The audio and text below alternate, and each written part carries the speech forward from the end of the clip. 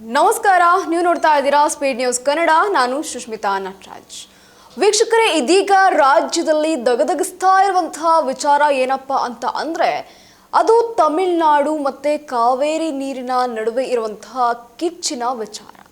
ಹೌದು, ತಮಿಳುನಾಡಿಗೆ ನೀರನ್ನ ಬಿಟ್ರೆ ಕರ್ನಾಟಕ ಬಂದ್ ಆಗುತ್ತಾ ಅನ್ನುವಂತಹ ಒಂದು ಕುತೂಹಲ ಆದಂತಹ ವಿಚಾರ ಇದೀಗ ರಾಜ್ಯದಲ್ಲಿ ಮತ್ತೊಮ್ಮೆ ಮುನ್ನೆಲೆಗೆ ಬಂದಿರುವಂಥದ್ದು. ಇನ್ನು ರಾಜ್ಯದಲ್ಲಿ ಕಾವೇರಿ ಕಿಚ್ಚು ದಗದಗಿಸ್ತಾ ಇದೆ.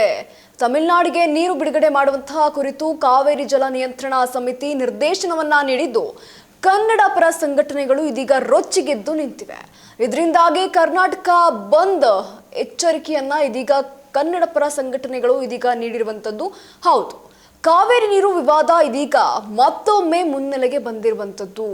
ಇನ್ನು ಕಾವೇರಿ ನೀರು ನಿಯಂತ್ರಣ ಮಂಡಳಿ ಆದೇಶದ ವಿರುದ್ಧ ಕನ್ನಡ ಪರ ಸಂಘಟನೆಗಳು ತೀವ್ರವಾಗಿ ಪ್ರತಿಭಟನೆಯನ್ನ ನಡೆಸೋದಕ್ಕೆ ಮುಂದಾಗಿದೆ. 15 ದಿನಗಳಲ್ಲಿ ಸುಮಾರು 4 TMC ಅಂದ್ರೆ 1000 ಮಿಲಿಯನ್ ಘನ ಅಡಿ ನೀರನ್ನ ಇದು ಬಿಡುಗಡೆ ಮಾಡಿರುವಂಥದ್ದು. ಇದರ ವಿರುದ್ಧವಾಗಿ ಒಟ್ಟಾರೆಯಾಗಿ CWRC ಇದೀಗ ಸೂಚನೆಯನ್ನ ನೀಡಿದೆ. ಈ ಹಿನ್ನೆಲೆಯಲ್ಲಿ ಇಲ್ಲಿ ನಮಗೆ ಕುಡಿಯೋಕ್ ಸಹ ನೀರಿಲ್ಲ, ಅವ್ರಿಗೆ ಹೇಗೆ ನೀರನ್ನ ಬಿಡೋದಕ್ಕೆ ಸಾಧ್ಯ ಅಂತ ಕನ್ನಡ ಪರ ಸಂಘಟನೆಗಳು ಇದೀಗ ರೊಚ್ಚಿಗೆದ್ದು ಕೇಳ್ತಾ ಇರುವಂಥದ್ದು. ಅದರ ಜೊತೆಗೆ ಬಂದ್ ಎಚ್ಚರಿಕೆಯನ್ನು ಸಹ ನೀಡಿರುವಂಥದ್ದು. ಇನ್ನು ತಮಿಳುನಾಡಿಗೆ ನೀರನ್ನ ಬಿಟ್ರೆ ಕರ್ನಾಟಕ ಬಂದ್ ಮಾಡ್ತೀವಿ ಅಂತ ಇದೀಗ ಎಚ್ಚರಿಕೆಯನ್ನ ನೀಡಲಾಗಿರುವಂಥದ್ದು. ಇನ್ನು ಈಗಾಗಲೇ ರಾಜ್ಯದಲ್ಲಿ ಕಾವೇರಿ ಕಿಚ್ಚು ಬಹಳ ದೊಡ್ಡ ಮಟ್ಟದಲ್ಲಿ ಹೆಚ್ಚಾಗ್ತಾ ಇದೆ. ಬೆಂಗಳೂರು ಸೇರಿ ಹಲವೆಡೆ ಹೋರಾಟಗಳು ಇದೀಗ ತೀವ್ರವಾದಂತಹ ಸ್ವರೂಪವನ್ನು ಸಹ ಪಡ್ಕೊಂಡ್ಬಿಟ್ಟಿದೆ. ಇನ್ನು CWRC ಆದೇಶವನ್ನ ಖಂಡಿಸಿ ಕರ್ನಾಟಕ ಬಂದ್ ಎಚ್ಚರಿಕೆಯನ್ನ ನೀಡಿರುವಂತಹ ಕನ್ನಡ ಪರ ಸಂಘಟನೆಗಳು CWRC ಈ ಆದೇಶವನ್ನ ಖಂಡಿಸಿ ಬೆಂಗಳೂರಿನಲ್ಲಿ ಹೋರಾಟಕ್ಕೆ ಇದೀಗ ಸಿದ್ಧತೆಗಳನ್ನ ಮಾಡ್ಕೊಳ್ತಾ ಇದೆ. ಇನ್ನು ತಮಿಳುನಾಡಿಗೆ ನೀರನ್ನ ಬಿಟ್ರೆ ಅಂದ್ರೆ ಹರಿಸದಂತೆ ಒತ್ತಾಯಿಸಿ ಇದೀಗ ಪ್ರತಿಭಟನೆಗಳನ್ನ ಆಯೋಜನೆ ಕೂಡ ಮಾಡ್ಕೊಳಾಗ್ತಾ ಇರುವಂಥದ್ದು. ಇನ್ನು ಕರ್ನಾಟಕ ರಕ್ಷಣಾ ವೇದಿಕೆ ಅಂದ್ರೆ ಕರಾವೆ ಪ್ರವೀಣ್ ಶೆಟ್ಟಿ ಬಣದವರು ಸಹ ಇದೀಗ ಈ ಹೋರಾಟದಲ್ಲಿ ಮುಂಚೂಣಿಯನ್ನ ಪಡ್ಕೊಂಡಿದ್ದಾರೆ. ಮುಂದಿನ 12 ಗಂಟೆಯಿಂದ ಬೆಂಗಳೂರಿನ ಮೈಸೂರು ಬ್ಯಾಂಕ್ ಸರ್ಕಲ್ನಲ್ಲಿ ಪ್ರತಿಭಟನೆ ನಡೆಸುವಂತಹ ಯೋಜನೆ ಕೂಡ ಇದೀಗ ಇರುವಂಥದ್ದು. ಇನ್ನು ಕನ್ನಡ ಪರ ಸಂಘಟನೆಗಳು ಈಗ ಸಭೆಯನ್ನ ನಡೆಸಿ ಬಂದ್ನ ಬಗ್ಗೆ ನಿರ್ಧಾರವನ್ನ ಕೈಗೊಳ್ಳೋದಕ್ಕೆ ಚರ್ಚೆ ಮಾಡ್ತಾ ಇವೆ. ಎಲ್ಲಾ ಸಂಘಟನೆಗಳ ಅಭಿಪ್ರಾಯವನ್ನ ಪಡೆದು ಬಂದ್ ಘೋಷಣೆ ಮಾಡುವಂತಹ ಸಾಧ್ಯತೆ ಇದೀಗ ಇಲ್ಲಿ ಕಂಡು ಬರ್ತಾ ಇರುವಂತದ್ದು. ಇನ್ನು ತಮಿಳುನಾಡಿಗೆ ನೀರನ್ನ ಬಿಟ್ರೆ ಕರ್ನಾಟಕ ಬಂದ್ ಗ್ಯಾರಂಟಿ ಅಂತ ಇದೀಗ ಹೋರಾಟಗಾರರು ಇದೀಗ ಸ್ಪಷ್ಟವನ್ನ ಪಡಿಸ್ತಾ ಇದ್ದಾರೆ. ಸದ್ಯ ಸರ್ಕಾರದ ತೀರ್ಮಾನಕ್ಕೆ ಸಂಘಟನೆಗಳು ಇದೀಗ ಕಾದು ನೋಡ್ತಾ ಇದೆ. ಒಟ್ಟಾರೆಯಾಗಿ ಈ ಆದೇಶವೇನಾದ್ರೂ ಜಾರಿ ಆದ್ರೆ ತಕ್ಷಣ ಕ್ರಮವನ್ನ ಕೈಗೊಳ್ಳಲಾಗಿ ಇದೀಗ ಹೇಳಿರುವಂತದ್ದು. ಇನ್ನು ಕರ್ನಾಟಕ ಮತ್ತೆ ತಮಿಳುನಾಡಿನ ಮಧ್ಯೆ ಕಾವೇರಿ ವಿವಾದ ಏನು ಅಂತ ನೋಡೋದಾದ್ರೆ, ಕಾವೇರಿ ವಿವಾದ ಕರ್ನಾಟಕ ಮತ್ತೆ ತಮಿಳುನಾಡಿನ ನಡುವೆ ತುಂಬಾ ಹಳೆಯ ಸಮಸ್ಯೆ ಅಂತಾನೆ ಹೇಳ್ಬೋದು. ಕಾವೇರಿ ನದಿ ಕರ್ನಾಟಕದಲ್ಲಿ ಹುಟ್ಟಿರೋದ್ರಿಂದ ರೈತರು ನೀರಿಗಾಗಿ ಹೋರಾಡ್ತಾನೆ ಇರ್ತಾರೆ. ಈಗ CWRC ಆದೇಶದಂತೆ ನೀರು ಬಿಡೋದ್ರಿಂದ ಕರ್ನಾಟಕದ ರೈತರಿಗೆ ಎಲ್ಲೋ ಒಂದ್ ಕಡೆ ತೊಂದರೆ ಆಗುತ್ತೆ ಅಂತ ಇದೀಗ ವಾದವನ್ನ ಮಾಡ್ತಾ ಇರುವಂತದ್ದು. ಇದಕ್ಕೆ ವಿರೋಧವಾಗಿ ಕನ್ನಡ ಪರ ಸಂಘಟನೆಗಳು ಸಹ ಒಗ್ಗಟ್ಟಾಗಿ ನಿಂತಿವೆ.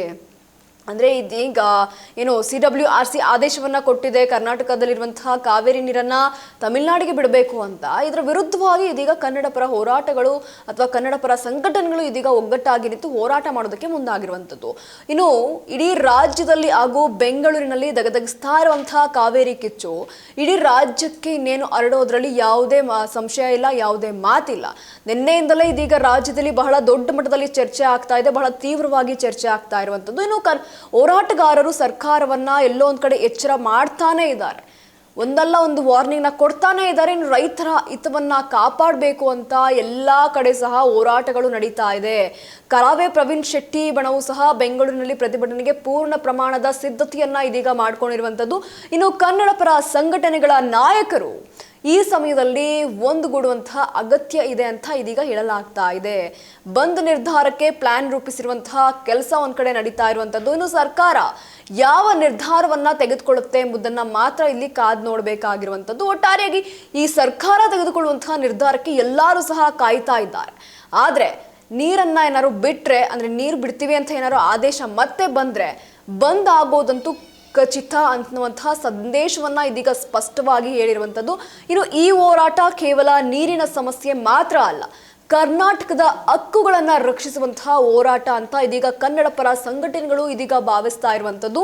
ಇನ್ನು ರೈತರು, ವಿದ್ಯಾರ್ಥಿಗಳು ಮತ್ತು ಸಾಮಾನ್ಯ ಜನರು ಈ ವಿಷಯದಲ್ಲಿ ಆಸಕ್ತಿಯನ್ನ ತೋರ್ತಾ ಇದ್ದು, ಬೆಂಗಳೂರಿನಂತಹ ನಗರಗಳಲ್ಲಿ ಸಾರ್ವಜನಿಕ ಸಾರಿಗೆ, ಮಾರುಕಟ್ಟೆ ಮತ್ತು ಇತರ ಕಾರ್ಯಕಲಾಪಗಳು ಬಂದ್ನಿಂದ ಇದೀಗ ಪ್ರಭಾವಿತವಾಗುವಂತಹ ಸಾಧ್ಯತೆ ಇದೀಗ ಕಂಡು ಬರ್ತಾ ಇದೆ.